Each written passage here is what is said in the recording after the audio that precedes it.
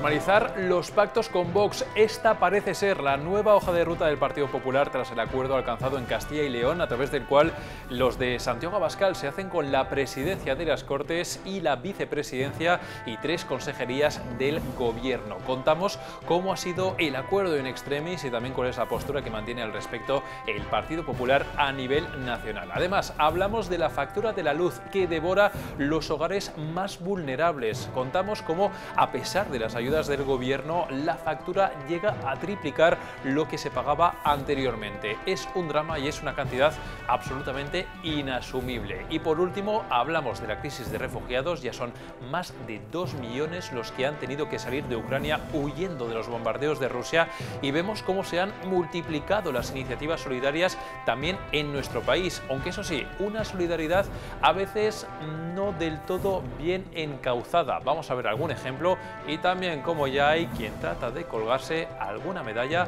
a cuenta de los refugiados. Esto es Barra Libre, comenzamos.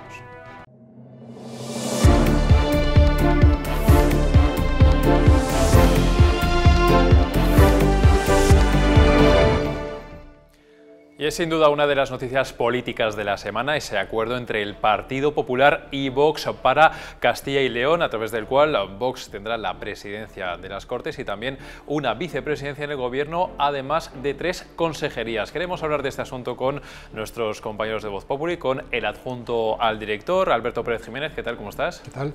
Y con Marina Alías. ¿Qué tal, Marina? Hola, Alberto. Marina, empiezo contigo. Un acuerdo in extremis en el que se han dejado abiertos algunos flecos bastante importantes, como por ejemplo cuáles van a ser esas consejerías y cuál va a ser el peso específico de Vox dentro de ese futuro gobierno. Sí, bueno, el acuerdo fue alcanzado en el último momento y eso ha llevado a que ni siquiera se sepan las consejerías que va a tener Vox. La estructura de gobierno, como nos han confirmado tanto fuentes de Vox como del PP, se va a trabajar en los próximos días. Hay un run que dice que bueno, pues que Vox se habría interesado por la Consejería de Agricultura, la de Familia y la de Industria, pero no lo confirman oficialmente desde el partido. Es cierto que durante la campaña electoral, que estuvo bastante marcada por, bueno, pues por los problemas y dificultades que vivía el sector del campo y también por los jóvenes, pues podría pensarse que sí que son esos departamentos los que más les han atraído, pero no se ha producido todavía el detalle concreto de esas peticiones. Solo 15 minutos antes de la constitución de las Cortes fue el propio Mañueco el que anunció el acuerdo, pero nos consta que ha habido muchas dificultades durante las negociaciones para alcanzar ese pacto, y tanto es así que la noche anterior a la jornada Vox aireó cuál era su propuesta con el fin de presionar a Mañueco y que cediese en la oferta que le habían hecho. Bueno, un acuerdo de última hora, o al menos eso es lo que se transmite. Lo cierto es que habían estado jugando un poquito al gato y al ratón el PP y Vox durante estas últimas semanas. Alberto, te pregunto tu opinión sobre este acuerdo, porque claro, ya no estamos ante lo que hemos visto en otros territorios con Vox permitiendo al PP gobernar. Aquí lo que es un acuerdo con todas las letras. Sí, esto es una entrada en el Gobierno, es un cambio de estrategia por los dos lados, ¿no? Por un lado, será la primera vez que entre en un Gobierno regional Vox. Había mucha gente en el PP que lo que le estaba pidiendo a la nueva dirección, que aunque de hecho no entra hasta el día 1 de abril, de facto está siendo ya es la etapa Feijóo, estaban pidiendo que digamos que se introdujera ya a la gente de Vox en los gobiernos y se dedicaran a gestionar, ¿no? Hasta ahora la gente del PP, de Génova, que ahora va a pintar mucho, decían que ya sabemos lo que no le gusta a Vox, que lleva tiempo remarcando todo lo mal que hacen los gobiernos, tanto el gobierno central como gobiernos autonómicos o los ayuntamientos, y que ya era hora de que se desgastaran y que pasaran a gestionar, ¿no? Que es cuando ellos van a empezar a sufrir, y te ponen el ejemplo de lo que le ha pasado a Podemos. Podemos en el gobierno, desde que ha entrado, pues la caída en las encuestas, en todas las encuestas, es evidente, ¿no? Y mientras que estaban fuera del gobierno criticando, pues subían, y es lo que querían para Vox. También es un cambio para el propio Vox. Vox ya había dicho, y parece que no le creía a la gente, que ellos en Castilla y León iban a entrar.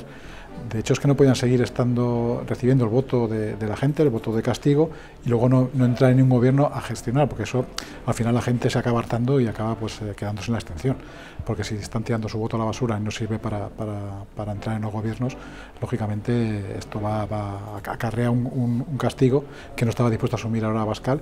Y bueno, ahora es una prueba de fuego. Yo estoy convencido de que este será el primer paso y que habrá más, y que se ha dado vía libre desde el equipo de Feijóo, y hoy se ha dicho, y decía el propio Feijóo, que bueno, no quedaba otra, y que como hemos contado aquí en Voz Populi, una de las cosas que hará el Feijóo cuando esté ya ejerciendo en Génova será ofrecer un pacto al PSOE para que gobierne la lista más votada, si lo que de verdad quiere es no depender de Vox y de Podemos.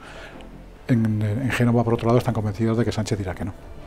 Claro, te pregunto por Alberto Núñez Feijóo, porque había mucha expectación para ver qué es lo que iba a pasar en este nuevo, entre comillas, Partido Popular. Hay que recordar que efectivamente Alberto Núñez Feijóo todavía no ha sido elegido presidente, pero sí que todo el mundo quería ver un poquito si estaba dispuesto a pactar con Vox o si iba a establecer esa especie de línea roja, como también se podía intuir, por ejemplo, viendo las declaraciones de Esteban González Pons. Yo te pregunto, no sé si te ha sorprendido el final del camino, que haya un acuerdo, y si realmente esto se puede enmarcar como dentro de la era Feijóo, ya que todavía no ha sido elegido como presidente. A mí me parece, vamos, cualquiera que hablara con la gente que va a pintar algo en Génova en la nueva dirección, te estaban diciendo eso. Hay una estrategia que es normalizar el pactar, el meter a Vox en el gobierno. Ellos te cuentan que porque se vende como total normalidad que esté en el gobierno central Unidas Podemos, o que en otros lugares como Navarra el PSOE pacte con Bildu, con los herederos de los proetarras. Entonces ellos dicen que bueno, la primera medida es normalizar que se pueda pactar con Vox, que en el fondo ellos te dicen respetan la Constitución y que se encargarán ellos un poco dentro del Ejecutivo de embridarles y de que no hagan ninguna locura, ¿no? Y desde luego sí me parece una estrategia que está totalmente controlada por Feijóo, y es consciente de ello. De hecho, te vuelvo a decir lo que decía antes, ¿no? Feijóo lo que va a proponer es ese plan. El PSOE va a decir que no va a aceptar que se gobierne la lista más votada, y la puerta está abierta para Andalucía, que es la siguiente etapa, que será en octubre si todo va como está previsto, y en el que Juanma Moreno necesitará a Vox y tendrá que meter a Vox en el gobierno para gobernar. Hablando de Andalucía, Marina, tú que cubres la actualidad de Vox para Voz Populi, te pregunto, claro, esto genera expectativas en Vox, que además sabemos que está muy bien situado en las encuestas, lo hemos mostrado aquí en nuestras propias encuestas también en Voz Populi.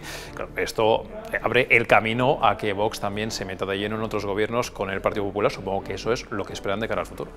Sí, desde luego, o sea, en el partido están muy contentos después de haber logrado entrar en el gobierno de Castilla y León. Esta entrada, esta irrupción se produce algo más de 3 años después de que pisasen por primera vez las instituciones, precisamente en Andalucía, en diciembre de 2018, y ahora 3 años después pues entran por primera vez en un gobierno y lo hacen de la mano del PP. Sí que es verdad que yo creo que en Andalucía van a tener más complicado tener tantos votos, aunque las encuestas o sea, soplan a favor de Vox. Es cierto que el candidato popular, que es Juanma Moreno, tiene bastante más tirón que Mañueco, más que nada porque Mañueco el PP lleva gobernando en Castilla y León más de 30 años. El gobierno popular en Andalucía, en cambio, no está tan quemado y viene pues precisamente a sustituir a ese gobierno socialista que estuvo durante tanto tiempo y que también acarrea o tiene en la espalda pues casos de corrupción bastante sonados. Aún así, desde que entra en Castilla y León, pues todo es posible, o sea, todos los escenarios están abiertos. Una vez que se abre la veda y que se normaliza a Vox, como dice Alberto, pues si eso se produce, no hay por qué pensar que no va a entrar en otros gobiernos autonómicos. Bueno, os estoy escuchando a los dos, parece que va a haber que acostumbrarse en el futuro a ver estos pactos entre el Partido Popular y Vox en varios territorios. Alberto, vuelvo contigo y acabo contigo. Me estabas comentando un poquito esa idea que trasladan desde Génova de normalizar estos pactos, al igual que pactan también Unidas Podemos y el Partido Socialista, y a la vez también me comentabas, que ya habíamos publicado aquí en Voz Populi también, cómo el Partido Popular quería ofrecer ese pacto al PSOE de que gobierne la lista más votada. Con todo esto, ¿tú crees que se puede llegar a normalizar por parte del electorado que el Partido Popular pacte con Vox, algo que parecía casi un tabú hasta hace escasas fechas? Yo creo que muchas veces vivimos, tanto los periodistas como los políticos, una especie de burbuja, y yo creo que el electorado del PP ve con mucha más normalidad que se pacte con Vox y ve el pacto natural PP-Vox para enfrentar a la izquierda, que muchas veces lo que pensamos tanto los políticos como los periodistas o los comunicadores. Una cosa es la opinión pública y otra la opinión publicada, y yo creo que la opinión pública y el electorado del PP creo que no tiene ningún problema en que Vox esté en el gobierno con los populares. Solo por apuntar una cosa, Mañueco, en cambio, quizá bueno, pues para lanzar un mensaje no a sus votantes, sino al resto de adversarios políticos, sí que en la celebración de este acuerdo con Vox ha destacado que, bueno, pues que se va a respetar el orden constitucional y el estado de las autonomías. Y es curioso porque Vox siempre ha sido crítico con el estado de las autonomías, considera que es fallido, pero en sus propuestas para el acuerdo base no solo habla de este asunto, sino que pide más financiación para Castilla y León. Bueno, hay una cosa que es cierta, que es que no es lo mismo estar en la oposición que meterse en el gobierno y gobernar, así que habrá que ver qué es lo que pasa en estos próximos meses y a ver hasta qué punto Vox está dispuesto a gobernar de verdad con el PP o le va a hacer la vida imposible desde las instituciones. Alberto Pérez Jiménez, muchas gracias. Y Marina Díaz, muchísimas gracias. Gracias. Y continuamos con esta edición de Barra Libre y hablamos ahora de la factura de la luz. Saben ustedes, lo habrán comprobado en sus recibos, cada vez estamos pagando más, estamos ya en cifras récord. Y lo peor es que con la situación en Ucrania, con esa invasión por parte de Rusia, lo que pinta es que la situación se va a degradar todavía más. Y esto es una dificultad, sobre todo para los hogares más vulnerables. Alberto Sanz, ¿qué tal? ¿Cómo estás? Muy buenas, ¿qué tal? A ver, Alberto, estás contando que pese a las ayudas que ya ha adoptado el gobierno para tratar de frenar ese impacto de la factura de la luz, lo cierto es que en los hogares y para los vulnerables todavía están pagando una cifra desorbitada con respecto a lo que pagaban antes. ¿Qué está pasando? Efectivamente, la factura nos ha subido a todos, efectivamente, y no han conseguido frenar los que más les cuesta pagar estas facturas. Pues el gobierno ha puesto una serie de medidas. Si normalmente una factura de vulnerables paga entre un 25 y un 40%, depende del escenario, si es simplemente vulnerable o vulnerable severo, menos que un consumidor normal que esté acogido a la tarifa regulada, pues lo han subido hasta el 60 y el 70%, es decir, gran parte de su factura queda exenta. Pero pese a ello, la gran subida que estamos viendo en 2021, incrementada en este 2022 con la crisis de Ucrania, cómo ha disparado el precio del gas y cómo se está disparando el precio eléctrico debido al encarecimiento de esta materia prima, pues se está devorando este recorte por parte del gobierno y empieza a ser algo sangrante, y ya los primeros estudios, hacemos referencia a un informe de PricewaterhouseCoopers, que ellos dicen que la tarifa cerró el mes de septiembre siendo el triple que lo que había sido el año anterior y triplicando incluso el año antes del coronavirus, que fue excepcional. Por lo tanto, con precios todavía superiores que estamos viendo este año, los vulnerables, que van a ampliar hasta el mes de julio este recorte del 60-70%, van a seguir sufriendo un aumento en sus tarifas. Menos que el resto, pero hay que recordar que a ellos les cuesta más que al resto pagar su factura. O sea, nos encontramos con que la factura de la luz está devorando a los hogares más vulnerables. Nos encontramos, dices, que como estás publicando hoy, que esa factura puede llegar a triplicar a pesar de las ayudas del gobierno. Quitando las ayudas del gobierno todavía triplica lo que ya se pagaba antes, y esto todavía puede ir a peor. Frente a esto nos preguntamos qué soluciones puede haber para aquellos que más lo necesitan, más allá de esa solución milagro entre comillas de que de la noche a la mañana se consiga rebajar el megavatio hora, que está claro que por ahora, con el contexto internacional, esto no va a pasar. ¿Qué se puede hacer? En otros países ya hay, por ejemplo en Italia en 2023 la tarifa regulada va a desaparecer y aparece el mercado libre, y bueno, muchas veces parece que es lo más recomendable. El problema es qué hacemos con los consumidores que realmente tienen un problema para la hora de pagar la luz, y el problema es que ellos se ven obligados a depender de la volatilidad del mercado, porque tú, para estar en el bono social, tienes que irte a la tarifa regulada, y recordemos que la tarifa regulada es la que se ve afectada por la subida del mercado mayorista. Por lo tanto, el escenario es completamente incongruente, quiere decir que están en un rincón, en un callejón sin salida. Si quieres el descuento, tienes que verte dependiente de la volatilidad.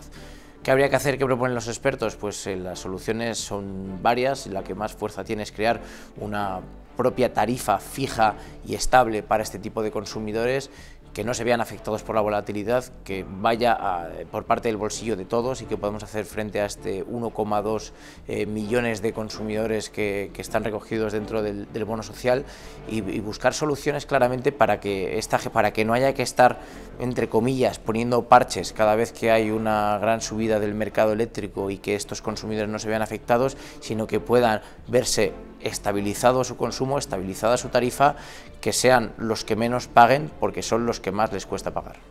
Pues ya lo ven, el agujero tremendo que está causando estragos en las economías de las familias. Estamos hablando de la factura de la luz, que vemos, Alberto Sanz, cómo puede todavía empeorar en las próximas fechas, y veremos si de verdad se toman soluciones efectivas para frenarlo. Te leemos, Alberto, muchísimas gracias. Gracias a ti.